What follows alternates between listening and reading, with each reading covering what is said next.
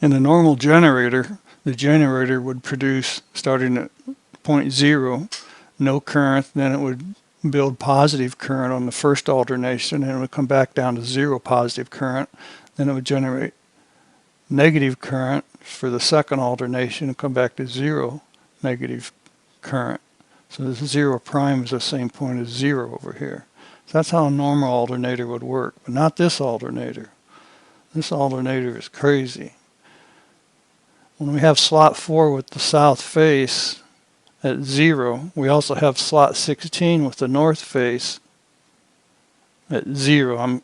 This is not 180, this is 0 as far as the rotation of this is concerned. So basically, while the south face is creating positive currents, the north face is creating negative currents. These two halves are being done at the same time, and since they're in series, they're additive, so it doubles the current generated for the first alternation. This is very hard to explain, it's very hard to understand. That's why this generator is so hard. You can easily see here that if we rotate this, then it'll start cutting these lines. And this end also cuts these lines. Well, what's the path of the current flow? We can start here. We can go through 10 to 15, 9 to 16, 8, 17, 7 to 18, and here we go back down the other way, 6 to 19, 5 to 20, 4 to 21. So this group of 7 windings are in series, yet when the north face is creating current going into this page, the south face is generating current coming out of the page, so they're additive. The way they're connected, these currents add up. So to go back to our sine wave drawing here, during the first alternation you got slot 4 with the south face generating positive current. At the same time, we have the slot 16 over here at the same points. They're tied together, right? He's generating negative current. And since they're in series, they add up and it gives twice the current flow. So that's how this silly alternator works. It's very confusing to try to understand it. So this sine wave represents a full 60 hertz revolution. But the sine wave also is trying to represent the fact that 4 windings are creating positive current at the same time the other 4 windings are creating negative current. Since they're in series, the currents add up and double. Hopefully I beat this horse to death enough that you can understand that.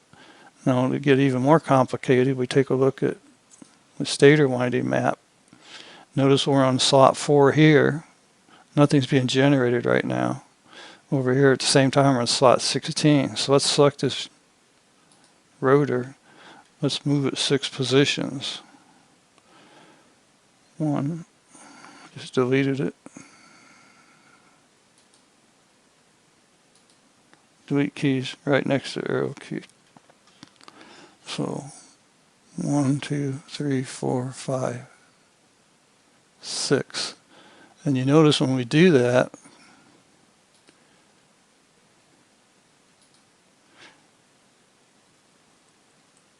this is the current generated in all these coils, because there's no coil here. This coil is being cut with tails going in, therefore the current's going up. There's no coil here, but these other 7 are being cut with the heads coming out, therefore the top's going down to have the bottom come out. And over here we have tails going in, therefore the current's going up in these 4. So we got 4, 5, 6, 7 of one polarity of current, and we got 1, 2, 3, 4, 5, 6, 7 of polarity of the other current. And since these are wired in series, they become additive. So that's the peak of one alternation. So we go back and look at this other drawing. Right now we're at this point here at 90 degrees. Because 6 times 15 is 90 degrees. So at this time we have peak output, voltage output from the whole generator on the first alternation.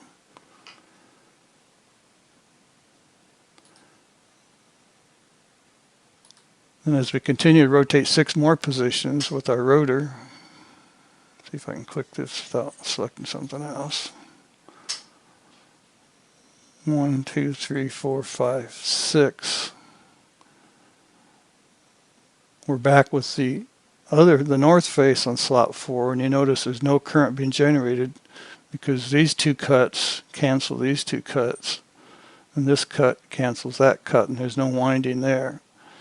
So we're back to 0. So we move 12 positions, we're back to 0. If you look at our sine wave, you move 12 positions, we're back to 0. So you just finished the first alternation of the generator 60 Hertz sine wave. Believe it or not, that's how this generator works.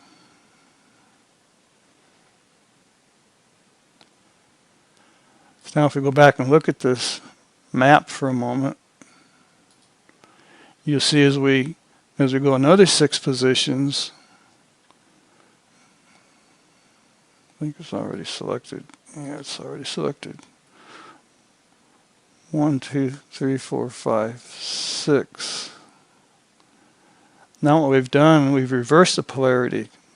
These should be orange arrows and these should be green arrows. So now over here on the sine wave, we're down here at this part of the 60 Hertz sine wave for the second alternation of the 60 Hertz sine wave. But we're using both faces to generate double the current for this second alternation sine wave. So hopefully that helps clarify in your mind how this thing works. The bottom line is, I'm going to back this up so I forget. 1, 2, 3, 4, 5, 6. The bottom line is that 1, 2, 3, 4, 5, 6.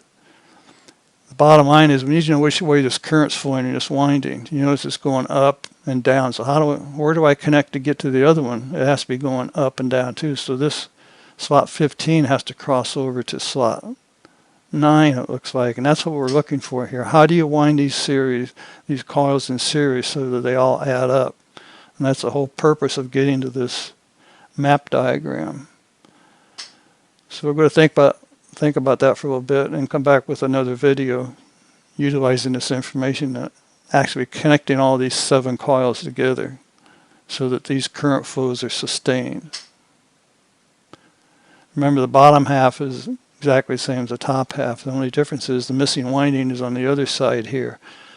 So some of the sharper tools the tool shed might say, well, wait a minute, the sine waves won't be the same. Well, yes, they will, because we're taking off, let's say this is ground on this phase. This end down here's a ground on the other phase. So in fact, the grounds do look the same. The grounds are both missing 1 coil. So it all works out because of the way the connectivity is done.